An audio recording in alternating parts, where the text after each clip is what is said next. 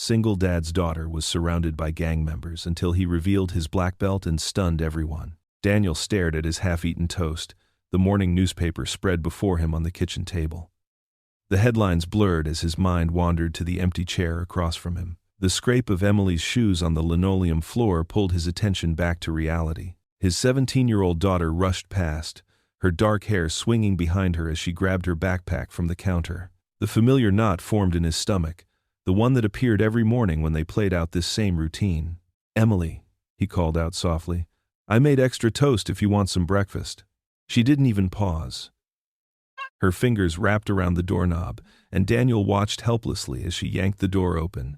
"I'll eat at school," she muttered, not bothering to look his way. The door slammed shut behind her, the sound echoing through the quiet house. Daniel's shoulders slumped. He pushed his plate away. Appetite gone. The kitchen walls seemed to close in, filled with photos he couldn't bring himself to take down, snapshots of happier times when Sarah was still alive. His wife's smile beamed down at him from every frame, a reminder of everything they'd lost. The clock on the wall ticked steadily, marking another morning of failure. He should run after Emily, try harder to break through the wall between them. But what would he say? The words always got stuck in his throat, trapped behind years of regret and missed opportunities. At the auto repair shop later that morning, Daniel buried himself in his work. The familiar smell of motor oil and the rhythmic clanking of tools helped drown out his thoughts. He was elbow-deep in a transmission when Mike, his closest friend at the shop, approached. "You're awful quiet today," Mike said, wiping his hands on a rag. "More than usual, I mean." Daniel grunted, focusing on the bolt he was tightening. "Just concentrated on the job, right?" Mike leaned against the workbench. "Nothing to do with that daughter of yours?" The wrench slipped, and Daniel's knuckles scraped against metal. He pulled back, flexing his fingers. "Emily's fine."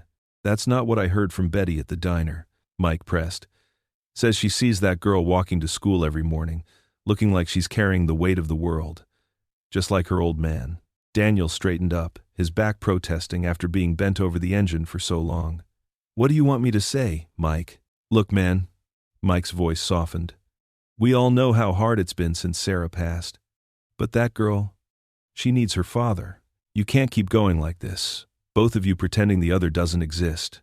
"I'm not pretending anything," Daniel protested, but the words felt hollow even to his own ears.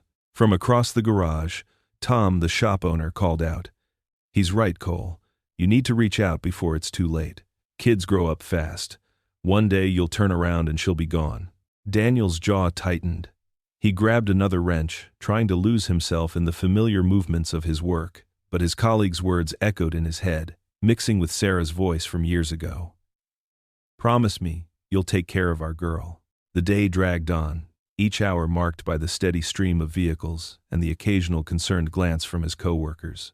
By closing time, Daniel's hands were dirty and his mind was exhausted from pushing away unwanted thoughts. He climbed into his truck, the leather seat creaking under his weight. The engine rumbled to life, and he found himself taking the long way home, the route that passed by the high school. He told himself it was just habit, but deep down, he knew he was hoping to catch a glimpse of Emily. The afternoon sun cast long shadows across the nearly empty school parking lot. Most students had already left for the day, but a few stragglers dotted the sidewalks. Daniel's hands tightened on the steering wheel as he spotted a familiar figure walking alone.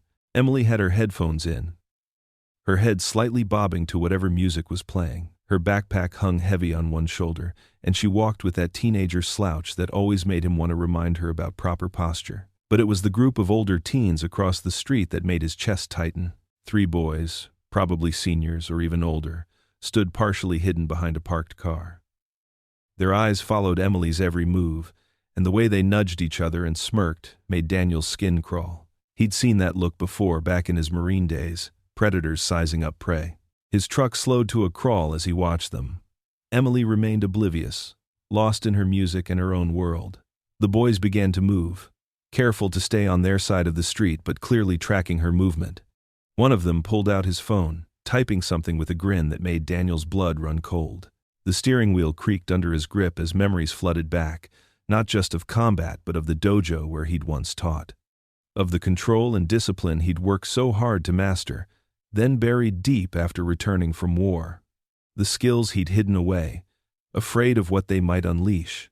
Now, watching those boys eye his daughter like vultures, Daniel felt that carefully constructed wall begin to crack. The protective instinct he'd suppressed for so long stirred in his chest, mixing with a father's fear and a warrior's awareness of impending danger.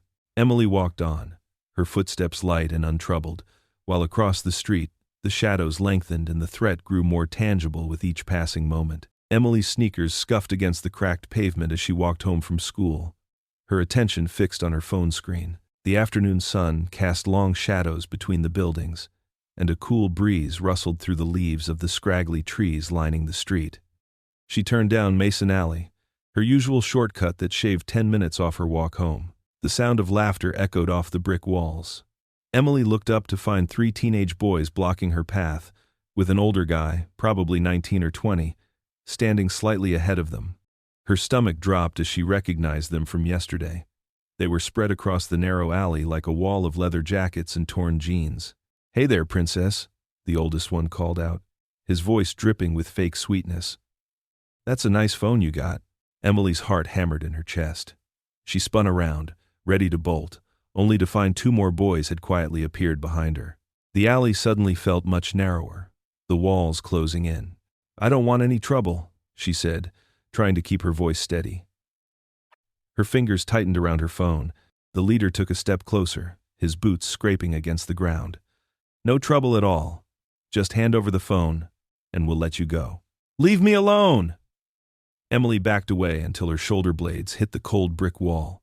The boys formed a loose semicircle around her, their grins growing wider. "Don't make this difficult," the leader said, reaching for her phone. Emily screamed. The sound bounced off the walls, sharp and desperate. "Help! Somebody help!" "Shut her up," one of the younger boys hissed. Heavy footsteps echoed from the alley entrance. Emily's eyes darted toward the sound, and her breath caught in her throat. There stood her father, Daniel, looking small and out of place in his oil-stained work shirt and faded jeans. "Emily?" His voice wavered slightly. "What's going on here?" The gang burst into laughter. The leader turned to face Daniel, spreading his arms wide in mock welcome. "Well, look who it is. Somebody's daddy coming to the rescue." He looked Daniel up and down with contempt. "Better run along, old man. This isn't your business." "Eh?" Daniel took a hesitant step forward, his hands raised in what looked like surrender. "Please. Just let my daughter go." More laughter. Emily felt her cheeks burn with embarrassment. Of course her father would beg. He was just a mechanic, someone who fixed cars and avoided confrontation at all costs. The leader reached into his jacket pocket and pulled out a switchblade. The metal clicked as the blade snapped open. "I said, run along." What happened next seemed impossible. Daniel's entire demeanor changed in an instant. His shoulders squared, his stance shifted, and suddenly he didn't look small anymore. Before the leader could react, Daniel's hand shot out, grabbing the armed wrist. In one fluid motion, he twisted. The knife clattered to the ground as the leader yelped in pain. Emily's jaw dropped. Her father moved like water, each action flowing seamlessly into the next. When 2 of the boys rushed him, Daniel sidestepped the first punch, redirecting the attacker's momentum to send him stumbling into his friend. Another boy swung wildly. Daniel caught his arm and used the boy's own weight to flip him onto his back, driving the air from his lungs. It was like watching a dance, but one with deadly precision. Daniel never threw a punch, never kicked or struck. Instead, he turned each attack against itself, letting the gang members' own aggression work against them. His movements were controlled, efficient, and somehow both gentle and devastating at the same time. The leader scrambled back, clutching his wrist. What the hell? Emily couldn't tear her eyes away. This couldn't be her father. Not the quiet man who ate breakfast alone every morning, who barely spoke 2 words to her anymore. This was someone else entirely. Someone with power and skill she'd never imagined. In less than a minute, all 5 gang members were either on the ground or backing away, their tough guy act completely shattered. The sound of approaching sirens cut through the air, growing louder by the second. "Cops!" one of the boys shouted. They scrambled to their feet, shoving past each other in their hurry to escape. The leader gave Daniel one last wide-eyed look before following his crew, leaving his knife forgotten on the ground. As the gang's footsteps faded away, the alley fell silent except for the wailing sirens in the distance. Daniel's transformation reversed itself.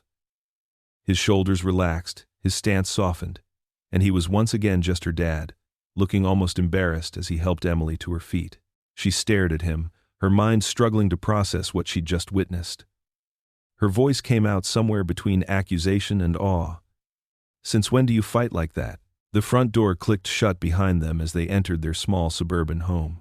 Daniel's hands trembled slightly as he filled the kettle with water, the events of the afternoon still coursing through his system.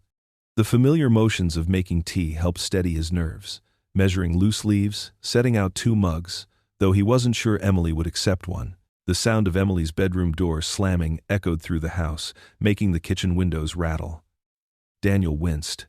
He'd known this confrontation was coming from the moment he'd stepped into that alley. The kettle hadn't finished boiling when Emily's door flew open again, her footsteps thundering down the hallway. "You're going to explain everything. Right now." Emily stood in the kitchen doorway, arms crossed tight against her chest. Her face was flushed, eyes bright with anger and confusion. Daniel kept his movements deliberate as he poured the hot water into the mugs. "Sit down, Emily. No, I want answers. That wasn't just random self-defense back there. Those were real moves. Professional moves." Her voice cracked. "Who are you?" He placed both mugs on the kitchen table and pulled out a chair. "Please, sit." After a tense moment, Emily dropped into the chair across from him, but she ignored the steaming mug. Daniel took a slow breath, studying the steam rising from his tea. "I earned my black belt while I was in the Marines," he said quietly. "I was an instructor for 3 years before my last deployment." Emily's eyes widened.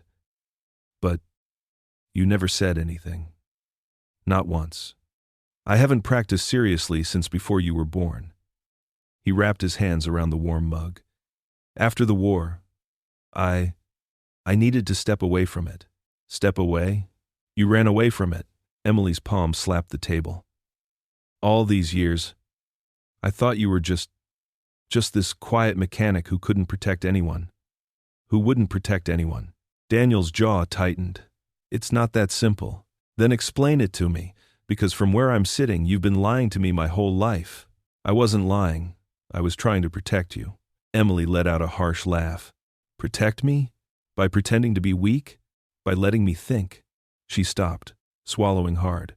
"When Mom died, you disappeared inside yourself. You wouldn't fight for anything anymore. Not for her memory, not for us, not for our family." "Emily, no, you'll fight strangers in an alley, but where were you when I really needed you? When I was crying myself to sleep, when I needed my dad to be strong." Daniel's hands clenched around his mug. "I saw too much violence during the war. Did too much violence. When I came home, the anger, it was like a living thing inside me. I couldn't risk bringing that into our home." "So you brought nothing instead?" Emily's voice rose. "You shut down completely? That was better?" "I had to learn to control it, to lock it away." He met her eyes. "You don't understand what it's like, carrying that kind of training, that kind of power, when you're angry. I couldn't trust myself." "Trust yourself? What about trusting me?" Emily stood up so quickly her chair scraped against the floor.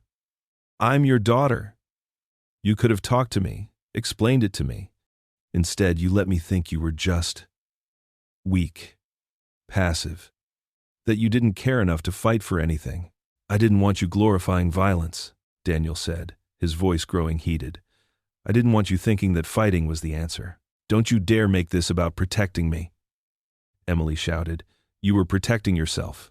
You were hiding, just like you've been hiding from everything since Mom died." The words hung in the air between them. Daniel's face went slack, the truth of her accusation hitting him like a physical blow. "You're right," he said softly. "I was hiding. But not just from the violence. From everything. From the pain. From you." Emily's phone buzzed on the table between them, breaking the heavy silence. She glanced down at the screen, and Daniel watched as all the color drained from her face. "Emily?" He leaned forward. "What is it?" She turned the phone toward him, her hands shaking slightly. The message glowed on the screen. "We're not done with you." Emily's shoes squeaked against the polished hallway floor as she made her way to her first class. Her heart thumped with each echo bouncing off the lockers. She clutched her backpack straps tighter, scanning faces in the crowd for any sign of yesterday's attackers. Two girls whispered as she passed, their eyes following her. "That's her. The one from the alley." Emily ducked her head and walked faster. By second period, it seemed everyone had heard some version of what happened. "Is it true your dad knows Kung Fu?" Tommy Chen asked during chemistry, leaning across his lab table. "Just leave it alone," Emily muttered, focusing on her worksheet. But the questions kept coming throughout the morning. Each time someone brought it up, she remembered the shock of seeing her quiet father transform into someone she didn't recognize. The way he'd moved with such control, such purpose. Nothing like the defeated man who haunted their house these past few years. During lunch, Emily sat alone at her usual corner table, picking at her sandwich. The cafeteria hummed with typical teenage chaos, but she felt exposed, vulnerable. A group of senior boys at a nearby table kept glancing her way, smirking. She couldn't tell if they were connected to the gang or just enjoying the drama. Her phone buzzed. Unknown number. Emily's hands shook as she opened the message. "Nice bodyguard. Too bad he can't be around all the time." She deleted it immediately, but the words burned in her mind. The sandwich turned to ash in her mouth. Across town at Cole's Auto Repair, Daniel was elbow deep in a transmission when his phone rang. He almost ignored it until he saw the caller ID, Riverside High School. "Mr. Cole?" Principal Martinez's voice was tight with concern. "We need to discuss Emily's situation. There have been some concerning interactions today." Daniel wiped his hands on a shop rag, already heading for his truck. "I'm on my way." The principal's office was cool and dim, smelling of coffee and old paperwork. Daniel perched awkwardly in a chair meant for teenagers, his work boots leaving grease marks on the carpet. "Several students have reported suspicious individuals watching Emily between classes," Principal Martinez explained. "We're increasing security patrols, but I wanted you to be aware. These gang members, they're not all our students. Some are older, with connections to more dangerous elements." Daniel's jaw clenched. "I understand. Thank you for calling me." When the final bell rang, Emily found her father waiting in the parking lot, leaning against his beaten-up pickup. Other students stared as she approached. "I can walk home by myself," she said, but her voice lacked conviction. Daniel shook his head. "Not happening. Come on." They walked in tense silence for the first few blocks. Emily kept her eyes forward, pretending not to notice how her father scanned each intersection before they crossed. "Your mom used to hate when I was overprotective," Daniel said suddenly, his voice soft. "When you were learning to ride your bike, she'd make me stand back and let you fall. Said you needed to learn to get back up on your own." Emily glanced at him, surprised. They rarely talked about her mother anymore. The memories hurt too much. "She was right, of course," Daniel continued, watching a car pass by. "You figured it out faster when I wasn't hovering. But sometimes—" He trailed off, clearing his throat. "Sometimes you need someone in your corner." Emily kicked a pebble, sending it skittering across the sidewalk. "Well, where were you when I needed someone in my corner after she died?" Daniel flinched as if she'd struck him. "I was lost," he admitted. "I thought if I kept working, kept moving, the pain would get easier to carry. I didn't realize I was teaching you to carry yours alone." They turned onto their street, the late afternoon sun casting long shadows. Emily wanted to stay angry, but something in her father's voice, the raw honesty of it, made her throat tight. "Mom would have known what to do," she whispered. "She always knew. She would have kicked my butt for letting things get this bad between us," Daniel said with a sad smile. "She was better at everything. Talking. Listening. Being there. The actually 2000.com. Daniel said with a sad smile. Daniel said, being there. Emily remembered her mother's laugh, the way she'd dance while cooking dinner, how she could make any problem seem manageable. The ache of missing her swept through fresh and sharp. They were almost home when Daniel stopped abruptly, his arms shooting out to hold Emily back. Their front gate, the white picket fence her mother had insisted on painting herself, was marked with crude red spray paint. The message stood out stark and ugly. "This isn't over." Emily's breath caught.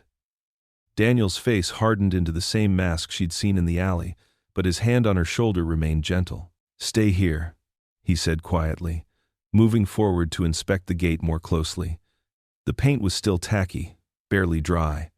They'd just missed whoever did this. Emily hugged herself, suddenly cold despite the warm afternoon. The safe, boring life she'd resented now seemed like a distant dream. Everything was changing, spinning out of control. Her father returned to her side, his phone already out.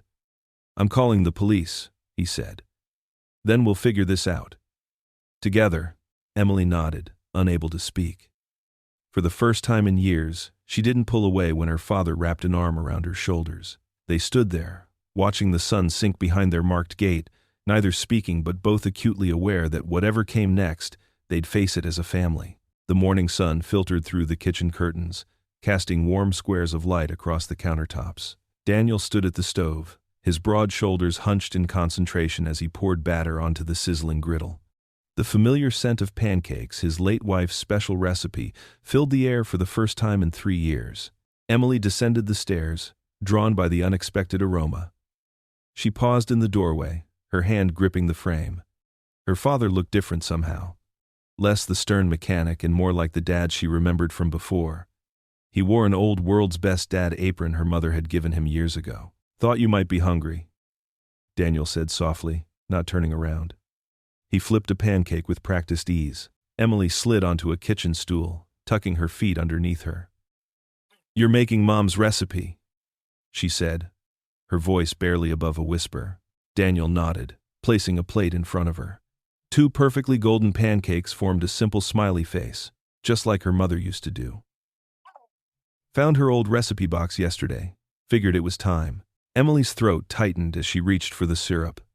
They ate in silence, but it wasn't the usual cold distance between them. This silence felt different, gentler, almost peaceful. "These are good," Emily admitted, surprising herself with the words. Daniel's eyes crinkled slightly at the corners. "Your mom always said the secret was adding vanilla." After breakfast, Daniel cleared his throat. "I've got something to show you, if you're interested." He grabbed his keys from the hook by the door. "No pressure." Emily hesitated, then nodded. "Okay." The community center wasn't what Emily expected. The brick building looked worn but welcoming, with cheerful window boxes full of red geraniums. Inside, the wooden floors gleamed with care despite their age. Danny, a man with salt and pepper hair and warm brown eyes, approached them. He walked with a slight limp, but his smile was bright. "And this must be Emily." "Luis Ramirez," Daniel explained. "Old friend from the Corps." Luis extended his hand to Emily. "Your dad talks about you all the time." Emily blinked in surprise, shaking his hand. "He does?" "Oh yeah. Won't shut up about how smart you are. Straight A's in advanced chemistry? That's impressive." Emily glanced at her father, who was suddenly very interested in adjusting his gym bag. She hadn't known he paid attention to her grades. The main room had exercise mats spread across the floor. A group of men and women, mostly middle-aged, chatted as they warmed up. Emily found a spot on a bench against the wall, watching as her father transformed before her eyes. Daniel moved to the center of the room, and the chatter died down naturally. He stood straighter, more confident, but there was nothing intimidating about his presence. Instead, he radiated a calm authority that drew everyone's attention. "Let's start with breathing exercises," Daniel said, his voice carrying clearly through the room. The group fell into what was clearly a familiar routine. Luis settled beside Emily on the bench. "Your dad's been volunteering here for almost a year now," he said quietly. "Started just teaching breathing techniques to help with anxiety. Now look at them." Emily watched as Daniel demonstrated a simple defensive stance. His movements were fluid and precise, but what struck her most was his patience. When an older woman struggled with the position, he knelt beside her, quietly adjusting her form with gentle hands and encouraging words. "You know what he did last month?" Louise continued. "Jimmy, that guy in the red shirt lost his job. Your dad spent 3 weekends helping him fix up his old truck so he could start a delivery service." Louise chuckled. "Danny never mentioned it to anyone, but Jimmy's business is doing great now." Emily's chest felt tight. This was a side of her father she'd never seen or maybe had forgotten existed. "He's not great with words," Louise said, his voice softening. "But actions? That's where Danny shows who he really is." The class wrapped up, and Emily watched as various members approached her father, thanking him, sharing quick jokes or updates about their lives. Daniel listened to each one, offering quiet advice or a supportive nod. He looked at peace. That evening, Emily found herself standing in the doorway of her father's workshop behind their house. Tools lined the walls in neat rows, and the workbench was organized with military precision. Daniel sat on a stool, cleaning parts from an old motorcycle engine. "Dad?" The word felt strange on her tongue after years of calling him Daniel. He looked up, surprise flickering across his face. "Everything okay?" Emily stepped into the workshop, running her fingers along the smooth wooden workbench. Would you show me one of those moves?" "From class?" Daniel set down his tools carefully, wiping his hands on a rag. A small smile, the first real one she'd seen in years, tugged at the corners of his mouth. "Sure," he said softly. "We can start with something simple." He cleared a space on the concrete floor, pushing aside a toolbox. "The most important thing isn't the moves," he explained, his voice taking on the same calm tone from the community center. "It's understanding yourself. Your balance. Your breathing." Emily stepped onto the clear space, and for the first time in years, she truly looked at her father. His eyes weren't cold as she'd thought they were watchful, protective. His silence wasn't rejection, it was the careful consideration of a man who knew the weight of his words and actions. "Like this?" she asked, trying to mirror his stance. Daniel nodded, moving to adjust her elbow slightly.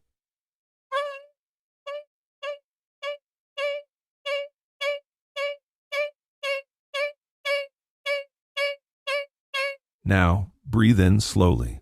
The workshop lights cast long shadows as father and daughter moved through the basic forms together, beginning to bridge the distance between them, one careful step at a time. 7 days could change everything. Daniel noticed it in the little things first, the way Emily's bedroom door stayed open more often, how her footsteps no longer rushed past him in the morning. The silence that had filled their home for so long began to crack, letting warmth seep through.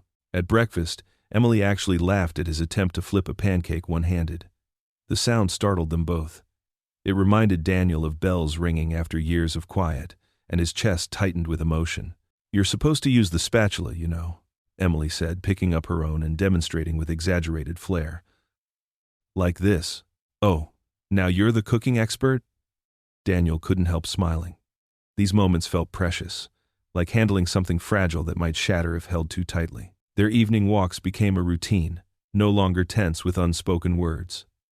Emily started asking questions about his Marine days, about the discipline of martial arts. Daniel found himself opening up, sharing stories he'd kept locked away for years. One evening, as they passed the community center, Emily stopped to watch a group of teenagers hanging out in the parking lot. Their laughter carried across the street, but there was an edge to it, the kind that often masked deeper hurts.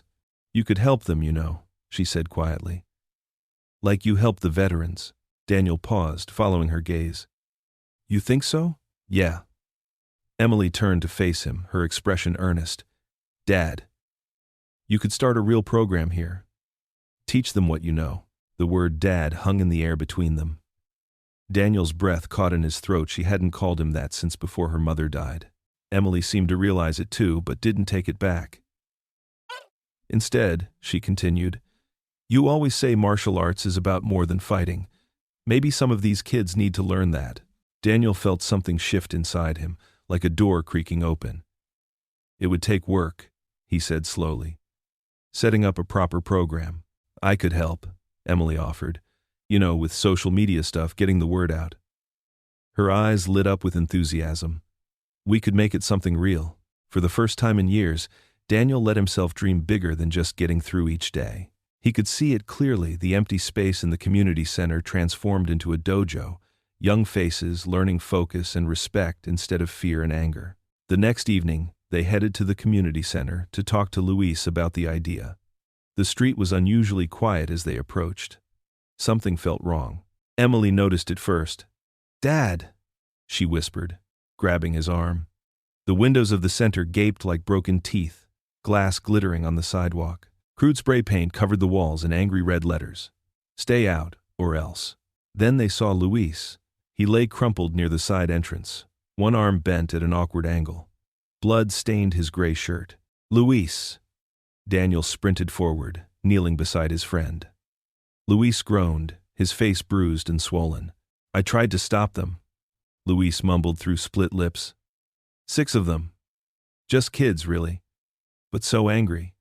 So," Emily stood frozen, her face pale. "This is because of me," she choked out. "They're sending a message. They're hurting people because of me." Daniel carefully lifted Luis, trying to keep his movements steady despite the rage burning in his chest. His friend's weight felt like all his failures made physical failure to protect his daughter. Failure to help these lost kids before violence became their only language. Failure to be the man his community needed. They got Luis inside, laying him on the old couch in the office. Emily's hands shook as she helped clean his wounds, tears streaming down her face. "I'll call an ambulance," she whispered, stepping away to make the call. When she left the room, Luis grabbed Daniel's wrist with surprising strength. "Don't let this stop you," he said hoarsely. "These kids, they need what you can teach them more than ever." But Daniel could only see Emily's tears, could only think of how close these kids had come to seriously hurting his friend. The violence he'd tried so hard to leave behind kept finding its way back, threatening everything he cared about. Hours later, after the ambulance had taken Luis to the hospital and Emily had finally fallen asleep, Daniel sat alone in their darkened living room. His old black belt lay across his lap, the fabric worn smooth by years of use. The memories it held felt like lead weights, the discipline it represented, the responsibility, the potential for both protection and destruction. "Maybe leaving is the only way," he whispered to the empty room, his words falling into darkness. He didn't hear the soft creak of floorboards in the hallway, didn't see Emily's shadow pause in the doorway, didn't know that his daughter stood there, listening to her father consider running away from the very thing that had finally brought them back together. Morning light crept through the kitchen windows, casting long shadows across the worn linoleum floor. Daniel sat at the table, his coffee growing cold, hands wrapped around the mug as if seeking warmth that wasn't there. Emily bounded down the stairs, backpack slung over one shoulder, but stopped short when she saw his expression. "We need to talk," Daniel said, his voice rough with a sleepless night. Emily's shoulders tensed. She knew that tone. It was the same one he'd used when telling her about her mother's accident. "What's wrong?" "I've been thinking." He cleared his throat. "Maybe it's best if we leave town for a while. Get a fresh start somewhere safer." The color drained from Emily's face. "Leave? You mean run away?" "It's not running away, it's being smart. These people, they're dangerous." "What happened to Luis?" "No." Emily's voice cracked. "You can't do this. Not now. Not when things were finally getting better." Daniel stood, reaching for her arm, but she jerked away. "Emily, please understand. I'm trying to protect you." "Protect me?" Her laugh was bitter. "Like you protected me after Mom died? By shutting down? By disappearing into yourself?" Tears welled in her eyes. "You're not protecting anyone. You're just scared. I'm your father. It's my job to keep you safe." "Your job?" Emily's voice rose. "Your job was to be there for me these past 3 years. But you weren't. And now, just when you finally start acting like my dad again, you want to run?" She backed away, shaking her head. "You're still running, just like you ran from your feelings after Mom died, like you ran from teaching martial arts. You're always running." The words hit Daniel like physical blows. He stood frozen as Emily turned and fled upstairs, her footsteps thundering through the house. Her door slammed with enough force to rattle the family photos on the wall, photos of happier times, when they were whole. In her room, Emily collapsed onto her bed, reaching for the silver frame on her nightstand. Her mother's smile beamed back at her, frozen in time at a summer picnic. Emily traced her finger along the glass, remembering that day, remembering her mother's words when Emily had been afraid to climb the big oak tree in their backyard. "Sometimes being brave isn't about not being scared," her mom had said. "It's about doing what's right even when you are scared." Emily hugged the photo to her chest, letting the tears fall freely now. "I miss you so much, Mom," she whispered. "I don't know how to make him stay." Meanwhile, Daniel drove through the quiet streets to St. Mary's Hospital, his thoughts a tangled mess of guilt and fear. He found Luisa's room easily, 3rd floor, east wing, morning sun streaming through half-drawn blinds. Luis lay propped up against white pillows, his face bruised but his smile unchanged. "Hey, brother," he greeted Daniel. "You look worse than I do." Daniel sank into the chair beside the bed. "This is my fault. If I hadn't started teaching at the center." "Stop right there." Luis's voice was firm, despite his injuries. "Those punks were looking for trouble long before you came along. The difference is, now we're finally standing up to them. And look what it got you." Daniel gestured at Luis's injuries. "I'm thinking of leaving town. Taking Emily somewhere safe." Luis was quiet for a long moment, studying his friend's face. "You know what those kids need? Not another soldier running from the fight. They need someone to show them a better way. A leader, someone like you." "I'm no leader, Luis. I'm just what? A mechanic? A father? A man who spent years hiding his light under a bushel because he's afraid of his own shadow?" Luis shifted in his bed, wincing. "Daniel, I've known you since basic training. You've always had this gift not just for fighting but for teaching, for showing others their own strength." Daniel stared at his hands. "I don't know if I can be that person anymore." "You already are. I see it when you work with the veterans. Emily sees it too. Why do you think she's finally opening up to you again?" Luis reached out, gripping Daniel's arm. "Don't run, brother. Not this time." The drive home seemed longer than usual. Each familiar landmark waited with decision. The sun had set by the time Daniel pulled into his driveway, casting long shadows across the yard. He found Emily in the living room, curled up in their old armchair, her mother's favorite spot. She looked up as he entered, her face set with determination. "If you leave," she said without preamble, "then the gang wins." "Mom wouldn't want that, and neither do I." The words hung in the air between them, heavy with truth and challenge. The community center buzzed with renewed energy as volunteers worked tirelessly to erase every trace of the gang's destruction. Daniel stood in the main hall, directing a growing group of veterans who carried lumber and supplies through the front doors in a steady stream. His hands, usually stained black with motor oil from long days under car hoods, now bore the honest marks of sawdust and cream-colored paint smudges. "Over here, Mike," he called to a fellow veteran, his voice carrying across the bustling room as he pointed to a broken window frame hanging askew. "We'll need to replace this entire section. The frame's completely shot." Mike nodded, hefting a piece of fresh lumber onto his shoulder. "You got it, Cole. This place is going to look better than it did before those punks got to it." Emily watched from the doorway, a paintbrush dripping with cream paint in her hand, as her father took charge of the restoration effort. Gone was the quiet, withdrawn man who retreated into silence at their dinner table each night. Here, surrounded by purpose and community, he moved with the confidence of a natural leader. His voice rang clear and sure, his instructions precise but encouraging. This was a side of Daniel Cole she barely remembered the man her mother used to describe with such admiration. "Hey, kiddo," Luis said, hobbling over on aluminum crutches, his weathered face creased in a warm smile. The bruises around his eyes had faded to a sickly yellow color, but his spirit remained as unbroken as ever. "That wall's not going to paint itself, you know." Emily dipped her brush into the can of paint, watching the excess drip back into the container. "Should you even be here?" Dad said. "The doctor told you to rest for another week." Luis chuckled, the sound rich and familiar. "Try keeping any of us away from this. Your father's got the whole town fired up about making things right again." She glanced around the bustling room, taking in the scene with fresh eyes. He wasn't exaggerating in the slightest. Teachers from her high school worked alongside grizzled retired veterans, their sleeves rolled up as they sanded damaged walls. Local business owners had not only donated supplies but rolled up their sleeves to help with the actual work. Even Mrs. Chen from the corner store had arrived with steaming containers of homemade dumplings, insisting that the volunteers needed proper food to keep their strength up. "I've never seen him like this before," Emily admitted quietly, carefully guiding her paintbrush along the baseboards with slow, deliberate strokes. "At home, he barely talks. But here, this is who he's always been, sweetheart," Louis said softly, his voice carrying decades of friendship and understanding.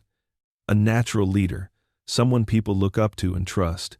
He just forgot for a while after your mama passed." Throughout the morning, Emily noticed people stopping by just to observe the progress. Teenagers lingered on the sidewalk outside, trying their best to look uninterested but stealing curious glances through the newly cleaned windows. She recognized several of them from school, the ones who usually hung around the abandoned parking lot behind the shopping mall, looking lost and searching for something to belong to. During the lunch break, as volunteers gathered around folding tables laden with donated sandwiches and Mrs. Chen's dumplings, Emily found herself close enough to overhear snippets of serious conversation between her father and the other veterans. "A youth program could really work in this neighborhood," one of them said, stroking his graying beard thoughtfully. "These kids desperately need structure, discipline, something positive to focus their energy on." Daniel nodded slowly, his expression deep in thought as he considered the possibilities. "Not just discipline, though. They need to belong somewhere meaningful, to believe in something bigger than themselves. Something worth fighting for." Emily's chest swelled with an unfamiliar feeling that took her a moment to recognize. Pride. Deep, genuine pride in who her father was and what he represented. This was her dad, not the hollow shadow who haunted their house after Mom died, but the man who could genuinely make a difference in people's lives. The afternoon sun was painting long shadows across the parking lot when Emily finally left the community center to head home. Her arms ached pleasantly from hours of painting, and paint speckles dotted her old jeans. But it was the good kind of tired that came from meaningful work. She took her usual route home, walking past the school parking lot where a few scattered cars still lingered in the fading daylight. "Hey, Cole." Emily's steps faltered, her heart immediately jumping into her throat.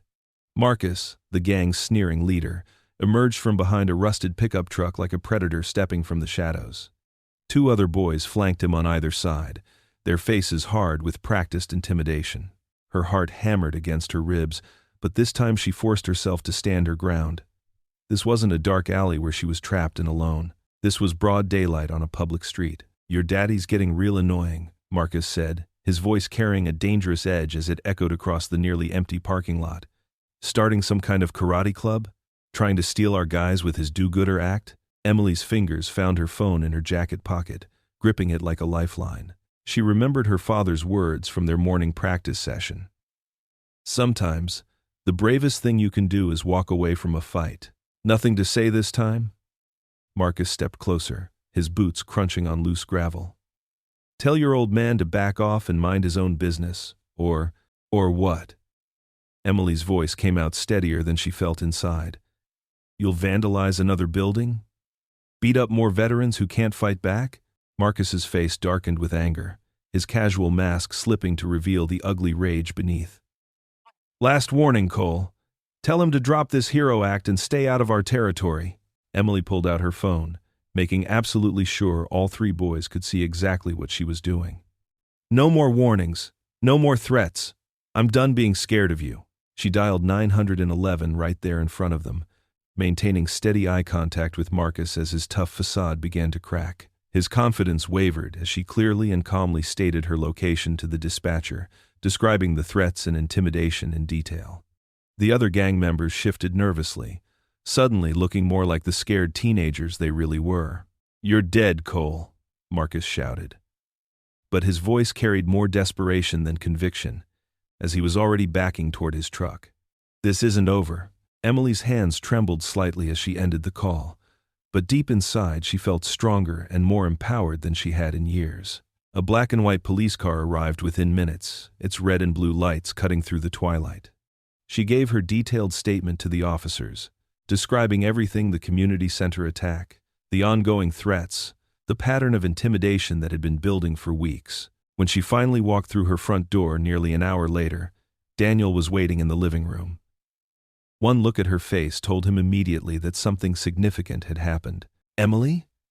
His voice held genuine concern, but not the suffocating, panicked worry that had consumed him for so long. She told him everything: the confrontation in the parking lot, her decision to call the police, the way she'd stood her ground and refused to be intimidated. With each word she spoke, Emily felt herself standing taller, more confident in her own strength and judgment. Daniel listened without interrupting, his full attention focused on every detail. When she finished her account, he didn't launch into a lecture about safety or panic about the escalating situation. Instead, he simply opened his arms in invitation. Emily stepped into his embrace without hesitation, breathing in the familiar, comforting scent of sawdust and fresh paint that now clung to his work clothes. The smell reminded her powerfully of when she was little, of weekend projects and feeling absolutely safe in these same strong arms.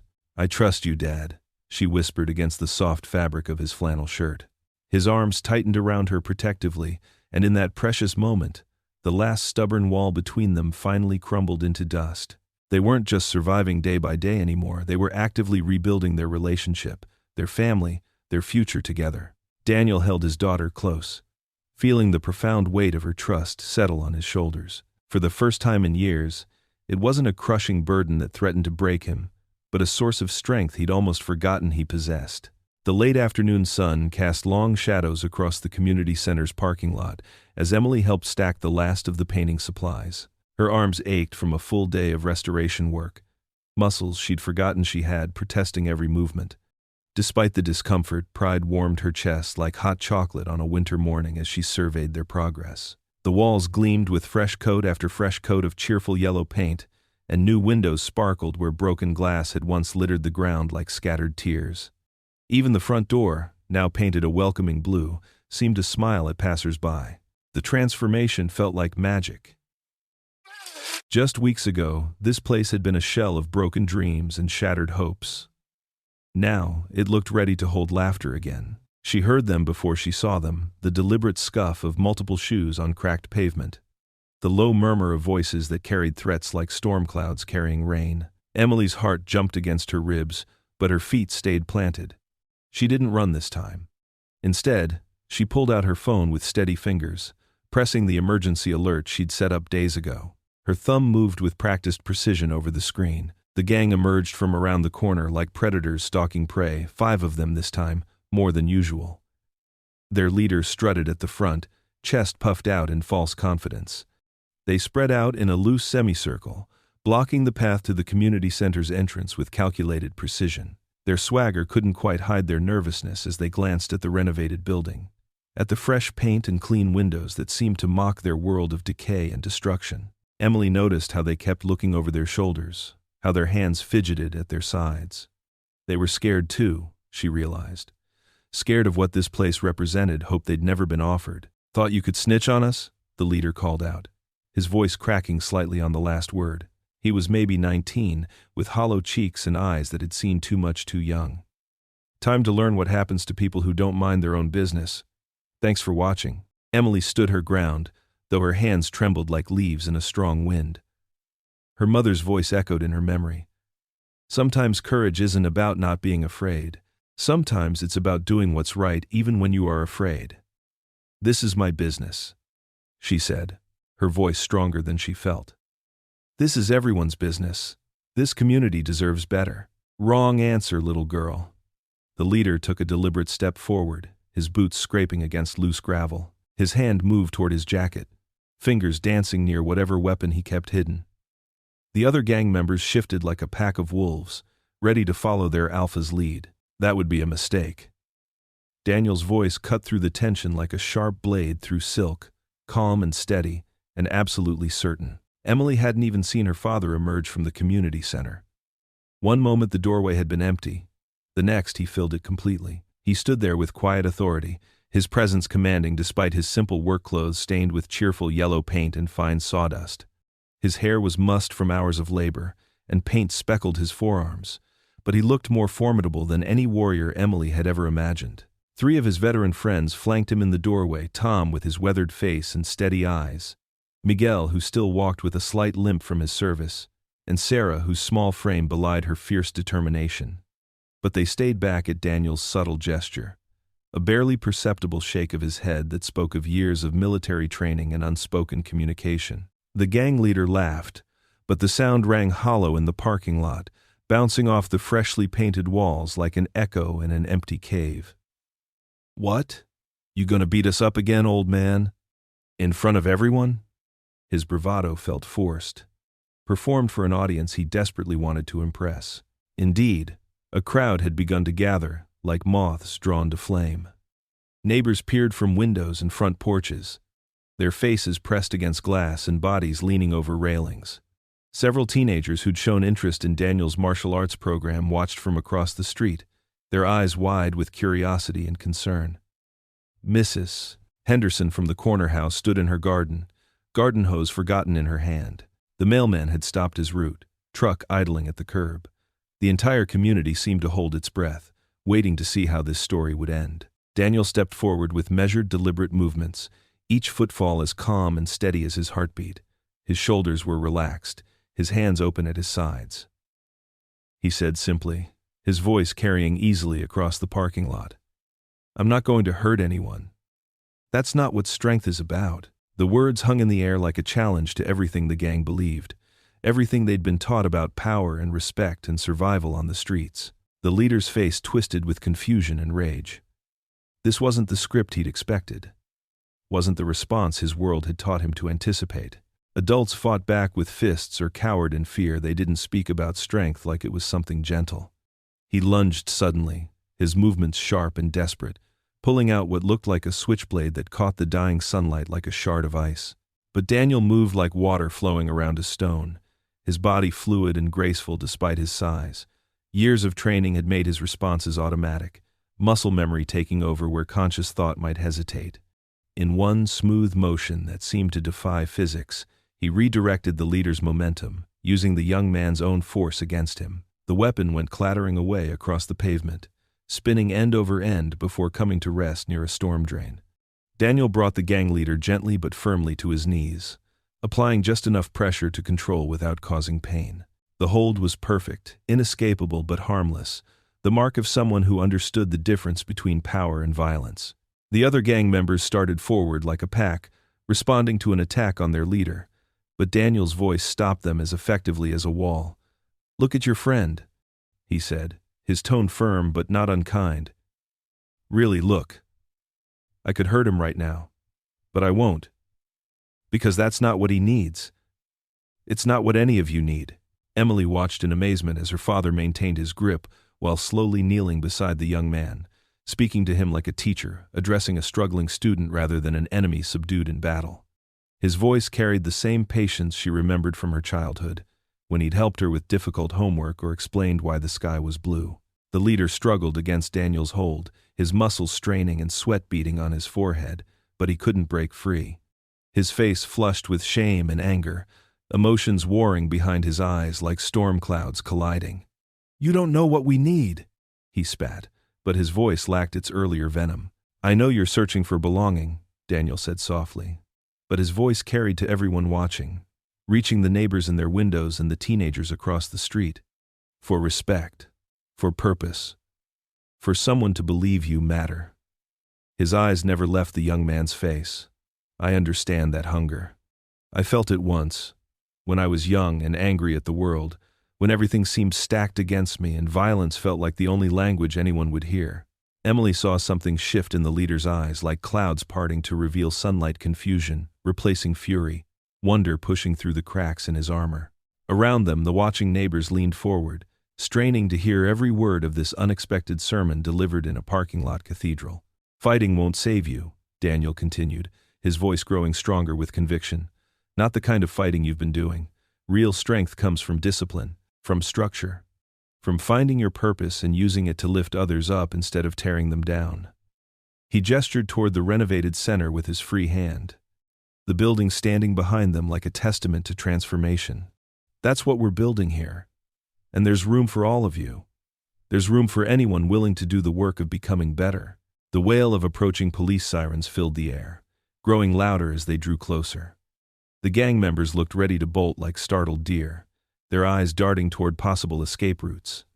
But their leader remained still in Daniel's grip, something like wonder crossing his face as he stared up at this man who had defeated him without destroying him. "You could have hurt me," the young man said quietly, his voice barely above a whisper. The admission cost him something. Emily could see it in the way his shoulders sagged.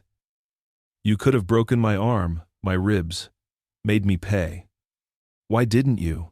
Daniel's grip loosened slightly, enough to be comfortable but not enough to allow escape. "Because that's not who I am anymore," he replied, meeting the young man's eyes with steady compassion. "And it's not who you have to be either. You get to choose who you become from this moment forward. That choice is always yours, no matter what anyone's told you about your past or your future." 3 police cars pulled into the parking lot, their red and blue lights painting the freshly painted walls in alternating colors. Officers emerged with weapons drawn, their training taking over as they assessed the scene. But Daniel raised his hand in a gesture of peace, his voice carrying clearly across the lot. "These young men were just leaving," he said with the calm authority of someone accustomed to being heard and obeyed. "Unless any of them would like to stay and help us finish painting the community room, we could use a few more hands, and the work's honest."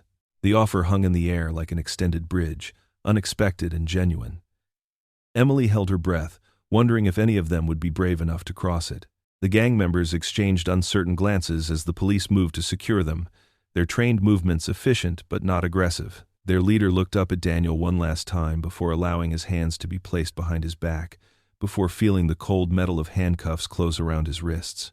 There was something different in his expression now, not defeat, but perhaps the first glimmer of respect, the seed of possibility that maybe, just maybe, this man meant what he said about choices and second chances. As the police led them away, their footsteps echoing off the building walls, the gathered crowd began to disperse slowly, reluctantly. Daniel's veteran friends patted him on the back with rough affection, their pride evident in their grins and firm handshakes.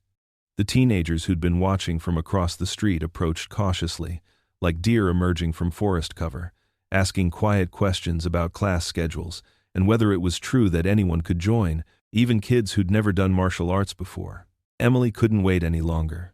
Her feet moved before her mind gave permission, carrying her across the parking lot in a run that felt like flying. She threw her arms around her father with enough force to stagger a smaller man, pressing her face against his paint-stained shoulder and breathing in the familiar scent of sawdust and motor oil and something uniquely him that she'd once taken for granted but would never take for granted again.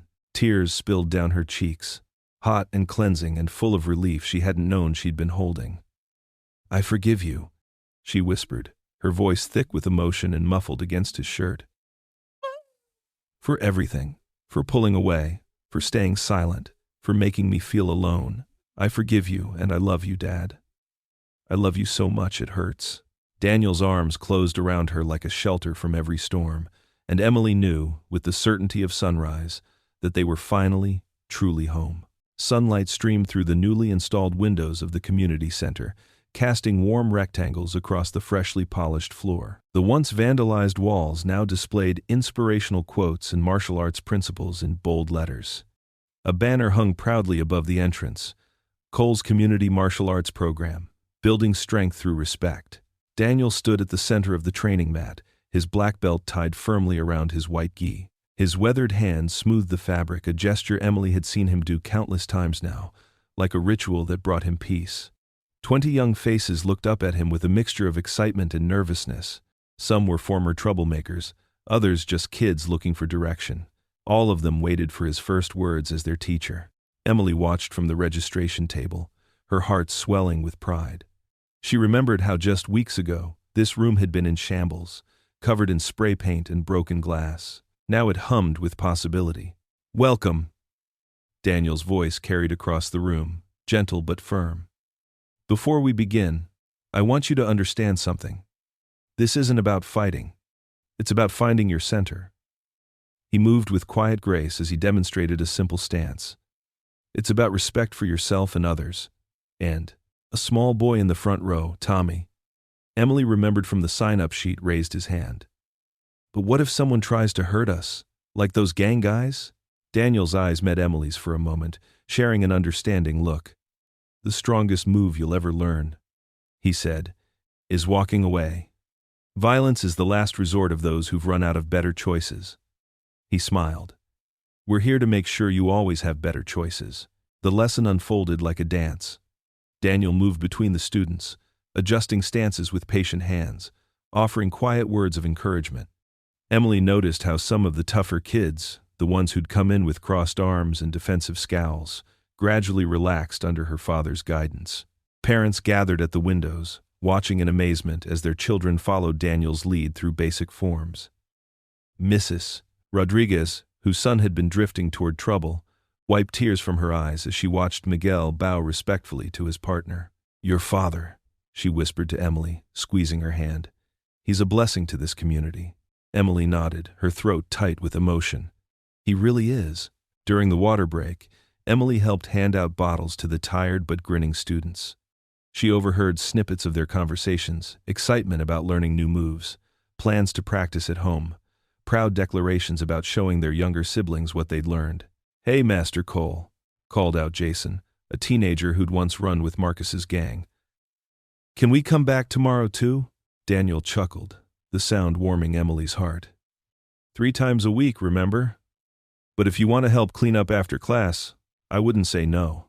To everyone's surprise, several hands shot up, volunteering. Emily watched her father's eyes crinkle with joy, the same expression he used to wear when teaching her to ride a bike, before grief had drawn shutters across his heart. As the class wound down, Daniel gathered everyone in a circle. "Remember," he said, "what you learn here isn't just about movement. It's about building something bigger than yourself." He looked around the room, meeting each student's eyes. "It's about community, about family." Parents filed in to collect their children, many stopping to shake Daniel's hand or thank him. Some shared stories about positive changes they'd already noticed in their kids' behavior since signing up. Emily worked her way through the crowd, collecting registration forms and handling questions about the next class.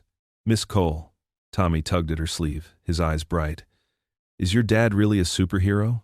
Emily laughed, ruffling his hair. "No, buddy. He's something better. He's just my dad." As the last families trickled out, Emily and Daniel began straightening the mats. They worked in comfortable silence, moving in sync like they used to when making Sunday breakfast with Mom. The thought didn't bring pain anymore, just warm memories. "You were amazing today," Emily said, stacking practice pads. "Those kids really look up to you." Daniel paused, running a hand through his graying hair. "I couldn't have done this without you, Em. You gave me the courage to try." Later that evening, they sat together on their front porch, watching stars peek through the twilight sky. The air was cool and sweet with the scent of blooming jasmine from Mom's old garden. Emily leaned against her father's shoulder, feeling the solid strength that had always been there, even when she couldn't see it. "We made it, kiddo," Daniel whispered, his arm around her shoulders. Emily smiled, her heart full. "We're finally a family again." In the gentle quiet of the evening, father and daughter sat together, their bond stronger than ever, watching the stars shine down on their restored home. Daniel had revealed the strength he once buried, not just in his fists, but in his heart. For Emily, the father she thought she had lost was finally back stronger, wiser, and filled with love. Together, they had turned fear into courage, and pain into hope.